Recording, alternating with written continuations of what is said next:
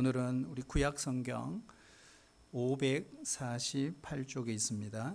열왕기상 19장입니다. 열왕기상 19장 우리 1절로 8절까지입니다. 한 절씩 나누어서 교독을 읽고요. 우리 8절 말씀 합독하겠습니다. 아합이 엘리야가 행한 모든 일과 그가 어떻게 모든 선지자를 칼로 죽였는지를 이세벨에게 말하니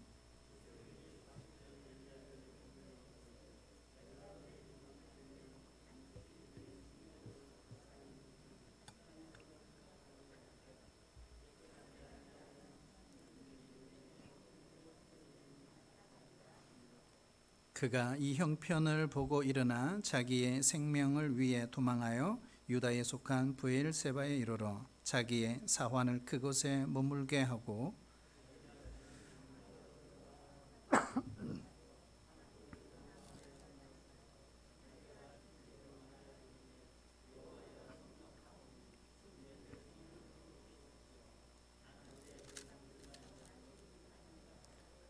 로뎀 나무의 아래에 누워 자더니 천사가 그를 어루만지며 그에게 이르되 일어나서 먹으라 하는지라.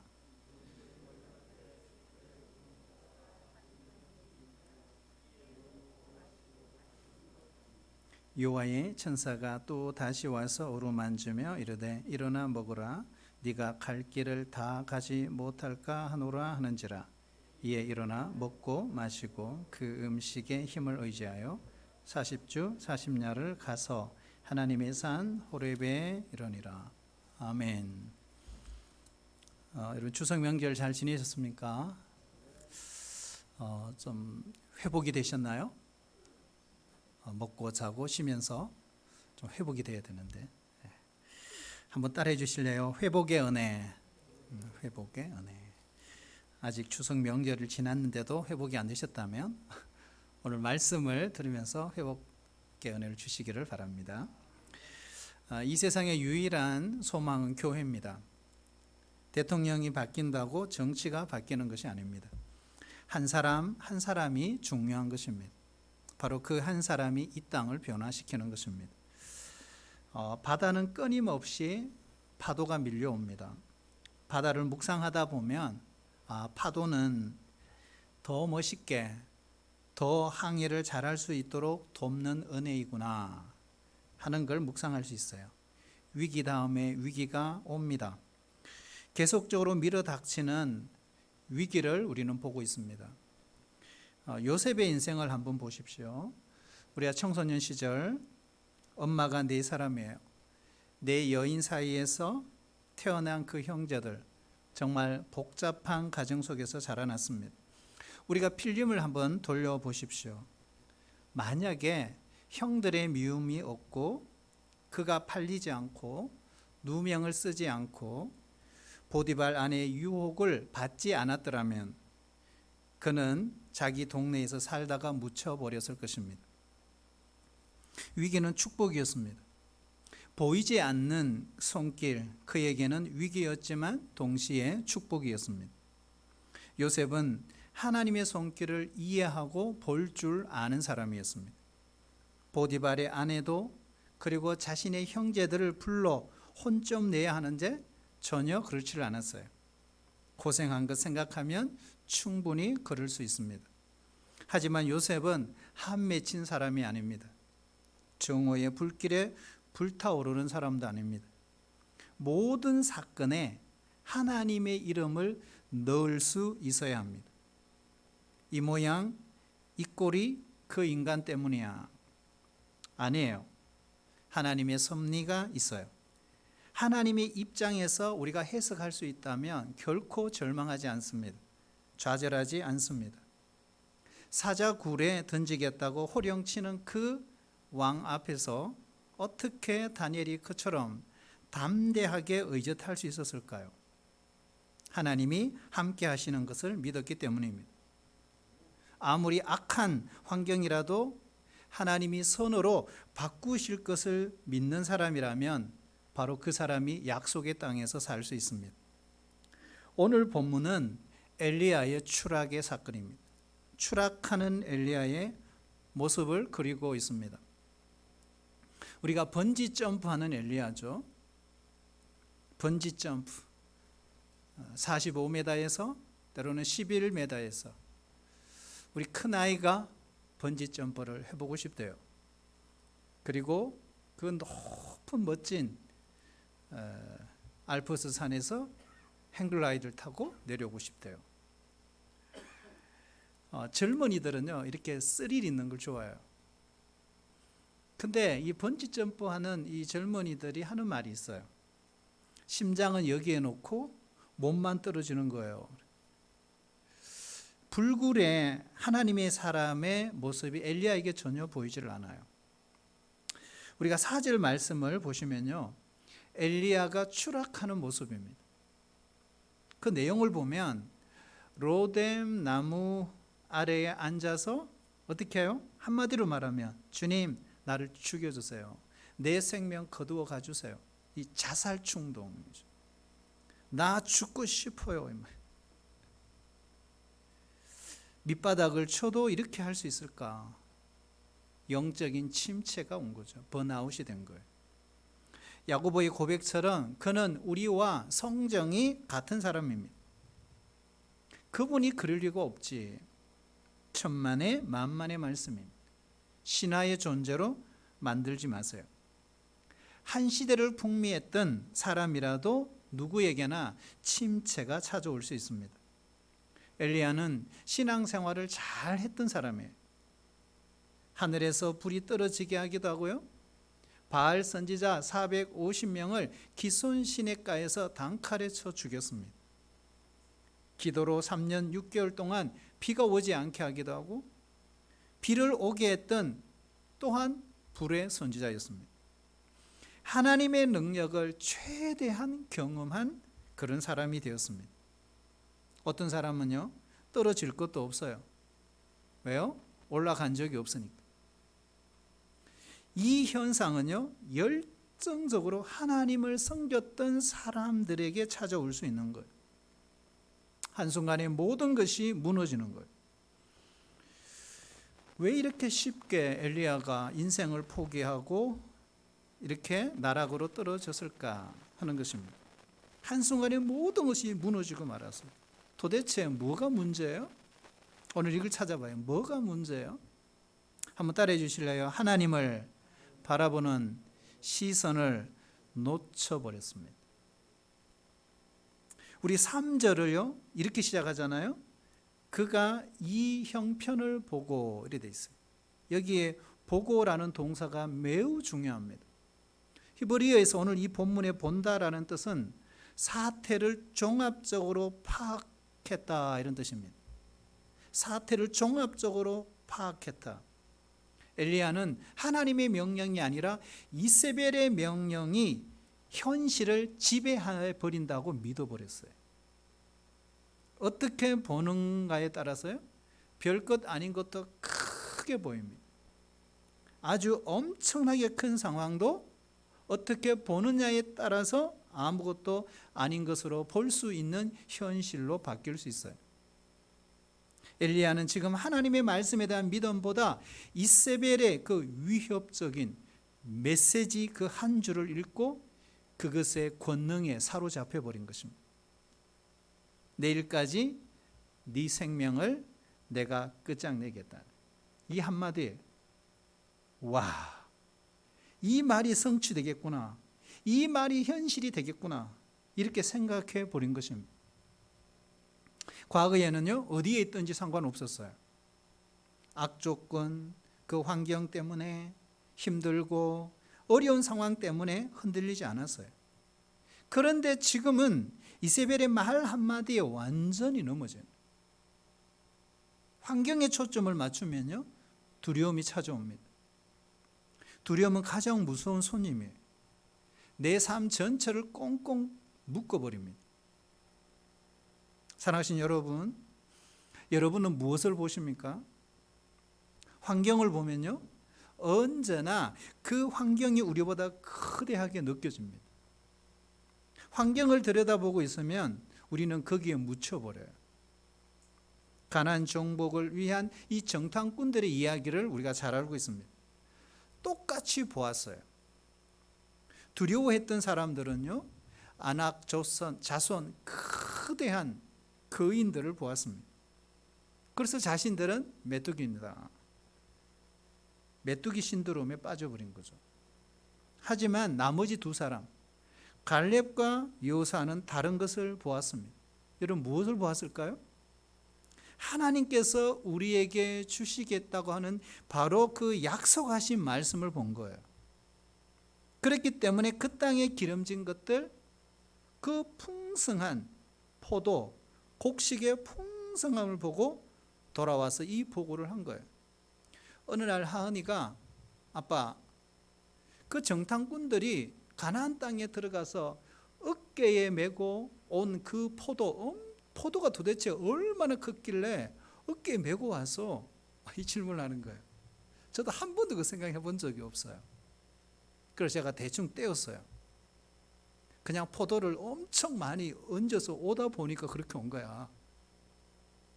근데 실제로 여러분, 엄청 막 어깨 멜 정도로 덩어리가 하나가 큰 게 아니죠.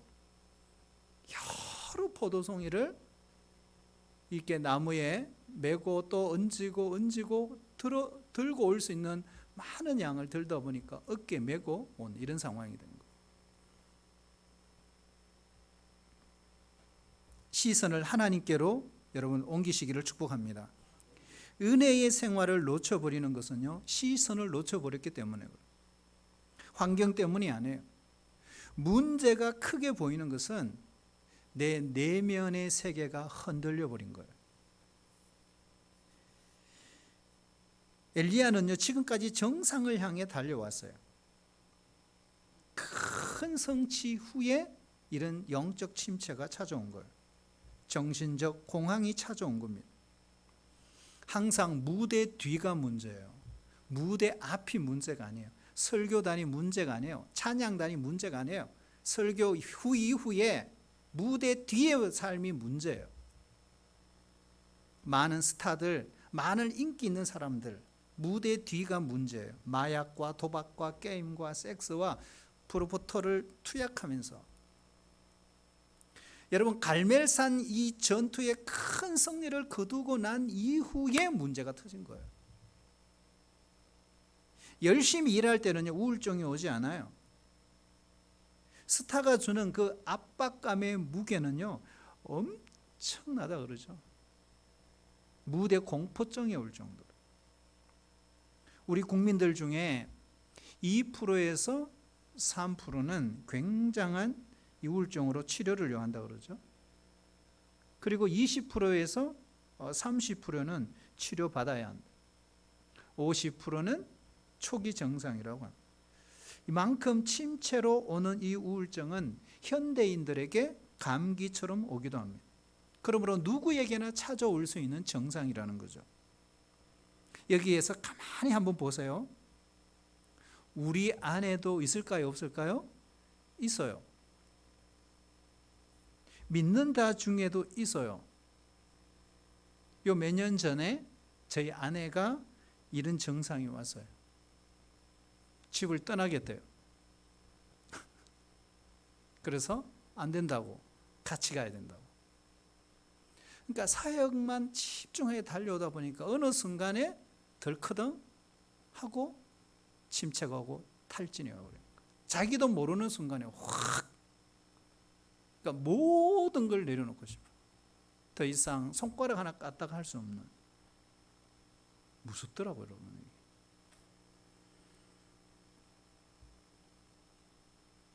여러분, 성취하고 애를 쓸 때는요, 이런 게 없어요. 휴식이 없이 달려온 길이었던 거예요. 여러분, 이 엘리야는 기도의 사람이에요. 기도하며 달려가는 엘리야. 여러분, 바이올린 연주한 후에는 그 줄을 약간 풀어놔야 되거든요. 만약에 그 풀어놓지 않으면 어떻게 해요? 바이올린 악기점에 가보니까 이게 바이올린이 변형이 일어난다는 거예요. 안 그러면 줄이 끊어져 버려요. 끊임없이 이루고 난 후에 에너지가 탈진하면 마치 바이올린 현을 계속 조이고 있는 것 같은 거예요. 그런데 자기도 모르게 탁 하고 이게 나가버리는 거예요. 육체가 지치면요, 정신적인 문제로 옵니다. 창조의 원리는 밤에는 잘하는 거예요. 근데 요즘 현대는 창조의 원리가 많이 깨트려지잖아요. 육체의 한계가 있어요. 우리가 연약해져 있을 때는요, 한 여인의 그 말 한마디에도 넘어져요. 내가 약해져 있으면 한마디 그 말에 죽을 수도 있어요. 무서워요. 열심히 일하다가 갑자기 보이지 않는 사람들이 있죠. 기쁨이 없어지고요, 살맛이 나지 않고요, 영적인 침체가 와요. 이런 영적인 침체의 특징이 뭐냐? 여러분 뭘까요? 영적인 침체가 오면 가장 먼저 오는 게 있어요. 뭘까요? 웃음기가 싹 사라집니다. 다른 말로 하면 기쁨이 사라져요. 화장이 아니라 분장을 하는 거예요. 자기 연민에 빠져요. 나 억울해. 나같이 불쌍한 사람이 없을 거야. 누군가가 나를 인정해 주지 않아도요, 그 섭섭한 마음 때문에 마귀가 틈을 타는 거예요. 내가 충만하면 문제가 없지만요, 분노가 막 발생하죠. 감정을 표출하고 짜증을 내고 섭섭함이 그냥 몰려오고 불평이 꼬리에 꼬리를 무는 거예요. 그래서 어떻게 해요? 죽고 싶은 욕구를 느끼는 거죠. 극단적이 됩니다. 말과 행동이 막 거칠어져요. 영적으로 건강하면 문제가 없어요. 연약하니까 나만 홀로 남았다는 생각을 하는 거예요. 어려운 일을 혼자 잘 감당하는 사람에게 찾아옵니다. 대체로요, 정서적 문제가 많아요. 우리가 신앙이 좋다고 말하는 사람들 가운데 내면적인 정서의 문제가 있어요. 영적인 문제 이전에 내면이 무너져 있어요. 그래서 치료와 회복이 필요합니다. 우리가 겉은 멀쩡해요. 근데 내면 세계가 망가져 있어요. 링거를 꽂고 전쟁터에 나갈 수 없어요. 헛바퀴만 도는 거예요. 공회전만 하는 거예요. 주변 사람들을 계속 힘들게 해요. 어쩌면 내 안에 정신적인, 정서적인, 영적인 질환을 앓고 있는 거예요. 이러한 증상들이 나타나면요, 이런 생각을 하죠. 보통 뭐 기도하고 말지. 아니에요. 그렇게 기도의 사람, 불굴의 사람, 불의 사람 엘리야도요, 이 영적 침체에 빠졌어요. 기억해야 되는 거예요. 영적으로 민감한 사람은 빨리 극복하고 치유의 길을 찾아야 합니다. 이 상태가 오래가면 되게 위험하죠. 자, 그렇다면 어떻게 치유하면 될까? 오늘 하나님께서 엘리야를 치유하는 방법을 오늘 가르쳐 주고 있죠. 첫 번째, 따라올까요? 육체의 휴식이 필요합니다. 여러분, 우리가 성경을 읽고 예배하고 기도하고 이것만 하나님 일이 아니에요. 기억해야 합니다. 잘 먹고 잘 자고 쉬는 것도 하나님의 일이에요. 거룩한 일입니다. 저는 추석 명절에 진짜 월화 이틀간 하루씩 원주의 유명한 카페를 가봤어요. 한 2시간 정도 아이들하고 같이 커피 한잔 마시면서 이런저런 이야기를 나눴어요. 너무너무 좋아요. 뭐 원주 자체가 다 꽃동산이고 산동산이지만 그래도 그런 곳에 가서 쉼을 누릴 수 있다는 것이 참 축복입니다. 여러분 기억해야 됩니다. 육체의 휴식도 거룩한 일입니다. 예수님은 돌아가시기 직전에요, 최후의 만찬을 행하셨어요. 오병이의 기적을 행하셨어요.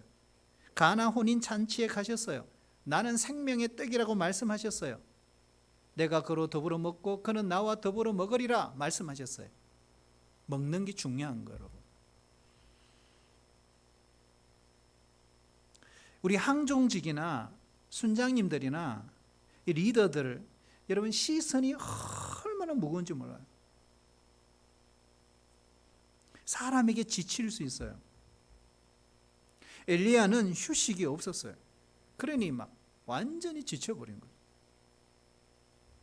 여러분, 하나님의 처방법은요, 5절 말씀처럼요, 일어나서 먹어라. 한번 따를까요? 일어나서 먹어라. 이게 하나님의 처방법이에요. 7절에도 보세요. 또 한 번 말씀하죠. 일어나 먹어라. 꼬빼기예요, 꼬빼기. 요즘 말하면. 우리 하나님은 자비로우신 분이에요. 그러나 사람은 인색해요. 하나님은 힘이 날 때까지 주셔요. 갖다 먹어라 이렇게 말씀하지 않았어요. 직접 챙겨다 주신 거예요. 침체에 대한 하나님의 처방법은 간단해요. 먹고 마시고 쉬고 잘 자라. 요한복음 21장에 보면은 베드로와 예수님의 사건을 한번 보세요. 부활의 주님이 그들에게 나타났습니다. 제 같으면 그 인간들 보고 이렇게 이야기했을 거예요. 야 임마, 와서 조반 먹어, 이렇게 했을 거예요.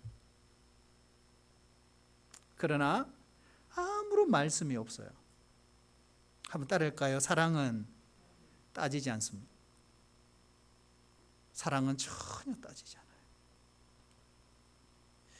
육체적으로 지치면요, 영혼과 깊은 관련이 있어요. 지침이 지속되면 영적인 일이 일어나지 못해요. 회복은 먹고 자고 먹고 자고 하는 거예요. 탈진의 첫 번째 증상, 만성 피로 증후군이에요. 두 번째, 하나님께서 어떻게 치료하시나요? 따라볼까요? 어루만져 주심. 어루만져 주심. 5절에 보시면요, 천사가 그를 어루만지며. 여러분, 구약 성경에 나오는 이 천사는 하나님의 대리자입니다. 다시 말하면 하나님이세요. 하나님이 직접 그렇게 일하시는 거죠. 사랑의 마사지, 예? 손의 터치, 접촉, 이 몸의 접촉. 몸이 굳어 있는 게 아니에요. 마음이 굳어 있는 거예요, 지금. 은혜의 날개로 덮어주시는 거예요. 먹을 것도 주시고 동시에 만져주십니다. 엘리야는 그동안 참 외로웠어요. 혼자였어요. 한 지붕 안에 살지만 정신적으로 부부가 헤어져 살아가는 가정이 참 많아요. 사건만 있고 영수증만 있고 청구서만 있고 애들만 있는 거예요. 정서적인 만남이, 부딪힘이 전혀 없어요. 내면의 만남이 없어요. 하나님의 체온, 하나님의 그 따뜻한 손길. 하나님은 어머니세요. 우리를 품으세요. 누가 하나님을 공의의 하나님이라고 말했나요? 아니에요. 위로하시고 격려하시고 끌어안으시는 하나님이세요. 내가 너와 함께한다. 하나님은 우리의 격려자가 되십니다. 아빠 안아주세요. 아빠에게 달려오는 어린아이처럼 말입니다. 하나님께로 붙어오는 그 위로, 여러분 격려를 받으시기를 축복합니다. 하나님으로부터 위로와 격려를 받는 사람은 또 다른 사람을 위로하고 격려하기를 하나님이 원하세요. 하나님의 그 터치, 손을 내밀어 병자를 만지시잖아요. 손을 내밀어서 외로움을 만져주시잖아요. 대화를 하지만 경계가 있어요. 넘어서는 안 될 경계가 있어요. 사랑하신 여러분, 우리가 순모임 가운데 비록 줌이지만 마음의 벽이 무너질 수 있기를 축복합니다. 가슴속 깊이까지 만지시고 그 속을 읽으시고 만져주시는 영적인 그 통찰력을 우리에게 주시기를 축복합니다. 여러분, 부부가 서로 대화할 때요, 피부를 보는 게 아니고 안색을 보아야 합니다. 영혼을 읽을 줄 알아야 돼요. 정서가 다 죽었어요. 하나님의 솜씨인 이 자연 만물을 보고도 기쁨이 없잖아요. 감동이 없잖아요. 나무야? 바람? 감사가 없어요. 눈물이 없어요. 여러분, 일상에서 약간 벗어나야 돼요. 용기를 내서요. 거친 세계의 이 사역의 길만 죽으라고 달려온 그 엘리야예요. 여러분 꼭 기억해야 됩니다. 기도로 해결할 수 없는 또 다른 영역이 있다는 사실입니다. 마지막으로 하나님께서 어떻게 해결해 주시나요? 한번 따라할까요? 하나님의 세밀한 음성을 들어야 합니다. 우리가 11절 12절에 보면 눈으로 따라오시면 되는데요, 여호와 앞에서 크고 강한 바람이 산을 가르고 바위를 부수고, 하지만 그 바람 가운데 하나님이 계시지 않더라. 지진 가운데도 계시지 않더라. 불 가운데도 계시지 않더라. 불 후에 세미한 소리가 있는지라. 세미한 소리. 이 세미한 음성, 이 하나님의 음성, 이게 무슨, 엘리야가 들은 세미한 음성이 뭐예요? 우리 이걸 잘 몰라요. 엘리야가 세미한 음성을 들을 때 뭘 들었지? 집에 가서 꼭 찾아보시기를 바라는데요, 19장 15절이죠. 19장 15절부터 오면 보시면 15절, 16절, 17절, 18절 하나님의 음성이 등장하고 있어요. 저 장미꽃 위에 있을 아직 맺혀 있는 그때에 귀에 은은히 소리 들리니 주 음성 분명하니 그 청한 주의 음성 울던 새도 잠잠케 한다. 내게 들리던 주의 음성이 내 귀에 쟁쟁하다. 사람의 말에 상처가 된다는 것은 내가 약해졌기 때문입니다. 예수님의 그 거친 그 십자가의 사역을 감당할 수 있었던 것은 공생애를 시작하면서 세례 받으실 때 들려주신 하나님의 음성 때문입니다. 너는 나의 기쁨이야. 너는 나의 사랑이야. 부모가, 남편이, 누군가가 나를 괴롭게 해도 너는 내 사랑하는 아들이며 내 기뻐하는 자라고, 내가 너를 쓴다고, 내가 너를 사용한다고, 이 음성의 영적인 회복이 되는 것입니다. 회복된 엘리야는요, 사명의 길로 떠나요.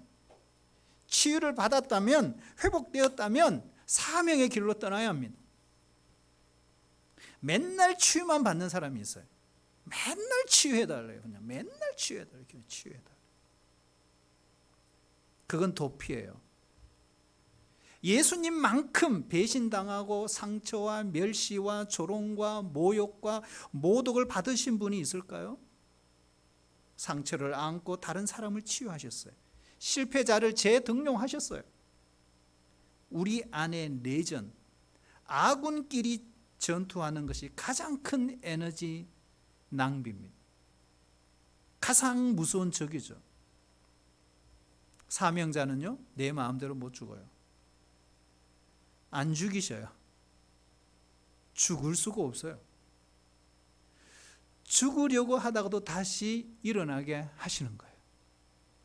디베라 바닷가에 우리 주님은 그들을 다시 일으켜 세우십니다. 사명의 길로 가게 하세요.